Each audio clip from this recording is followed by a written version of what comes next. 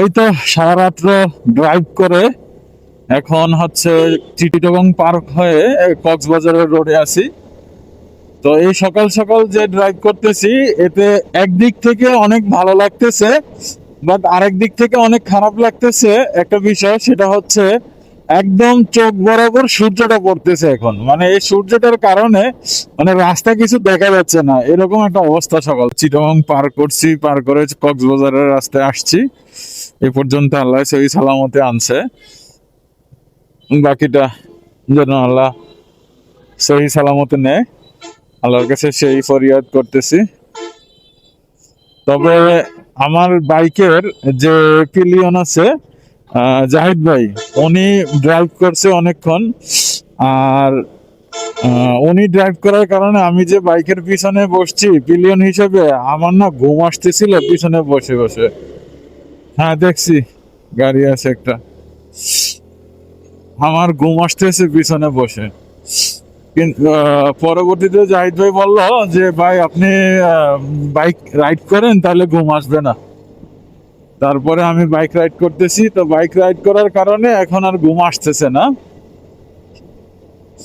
আর সারা রাত্র bike bike চালাইছি, তারপরে পিলিয়ন হিসেবে বসছি, সে কারণে গলাটা একটু বসে গেছে, গলাটা কেমন জানি হয়ে গেছে কথাবার্তা।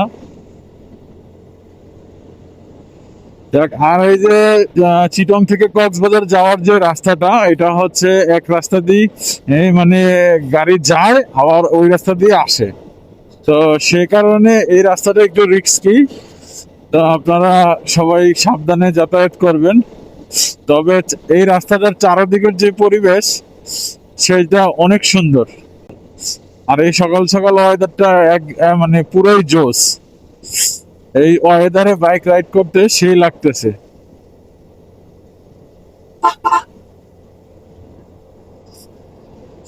এখন তো তাও সূর্যটা একটু হাতের বামে পড়ছে, এতক্ষণ সূর্যটা একদম কপাল বরাবর ছিল।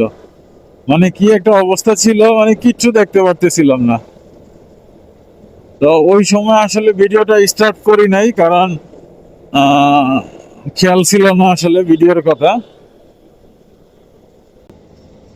এই যে মানে আজকে তো শুক্রবার, মানে অনেক বাইক, এই যে আপনারা দেখতে পারতেছেন আমার সামনে দিয়ে যাচ্ছে।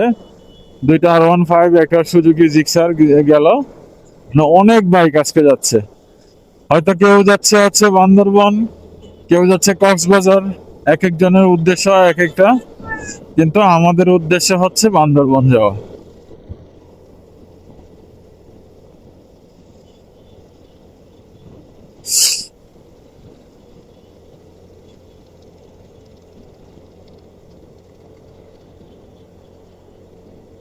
এখানে আমার ডান পাশে দেখতেছি যে অনেক ইট খোলা আছে। এখানে হচ্ছে বাসগুলো অনেক বেশি হরেন দিচ্ছে, কারণ হচ্ছে রাস্তাটা চিপা, তো একই রাস্তাটা যাওয়া আসা করে, এ কারণে একটু হর্ন বেশি দেওয়া লাগতেছে।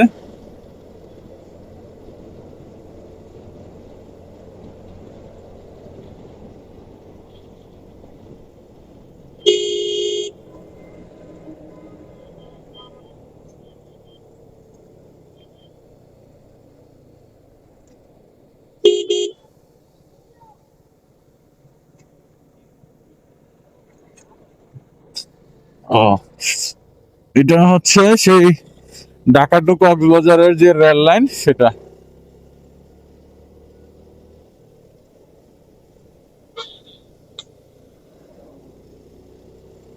এটা শুধুই বামে গেল সিগন্যাল না দিয়ে।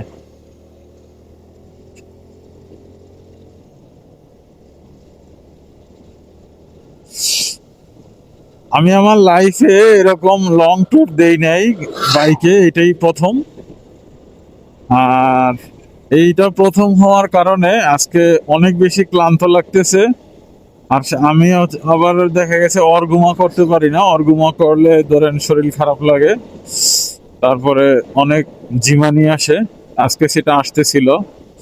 আর আসার কারণেই হচ্ছে আপনাদের সাথে কথা বলতেছি, যাতে করে ঘুমটা না আসে। এই তো আমরা সামনে যে বান্দরবন 22 কিলোমিটার, আমরা বামে ঢুকবো। যাক, আর 22 কিলোমিটার পরে হচ্ছে বান্দরবন। তবে ওই যে অটো, ওই যে auto auto auto auto.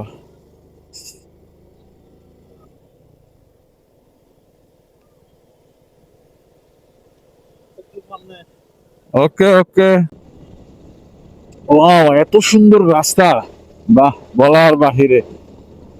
Ride করতেছি, আমার মনে হচ্ছে আমি জীবনের শ্রেষ্ঠ মানে রাইডটা আজকে করতেছি, এত ভালো লাগতেছে।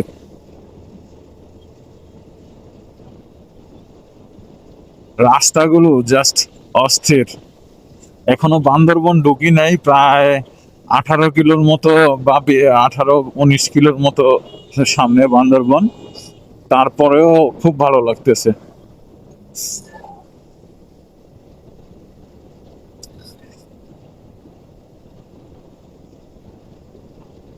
অস্থির অস্থির,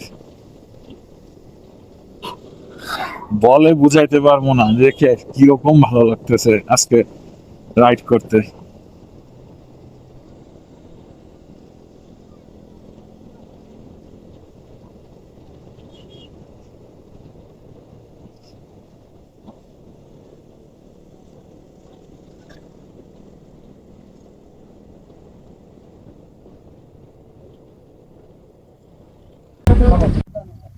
এই তো আমরা চলে আসলাম একটা চেকপোস্টে।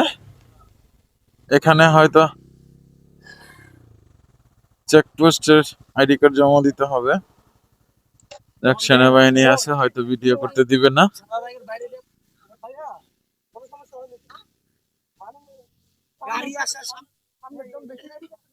জাহিদ ভাই, ওটা তো গেছিল ওই যে মোড়ের মধ্যে, ওই যে ওইটা 125 সিসি যেটা, তো ওই যে মোড়ে দিয়ে ঢুকে গেছিল, দেখছিলেন? এইদিকে স্লো আসা যাইতে হবে।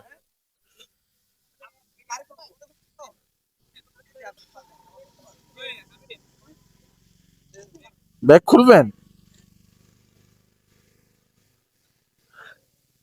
ওই তো, ওই যে পাহাড়, ওই যে পাহাড়ের উপরে ঘর বাড়ি দেখা যাচ্ছে। এদিকে কি? কিছু নাই। এটা চেকপোস্টে এখন আইডি কার্ড দিতে হবে। দেখ, আল্লাহর রহমতে চলে আসছি বান্দরবন। এখনো শহরে যাই নাই, যাব।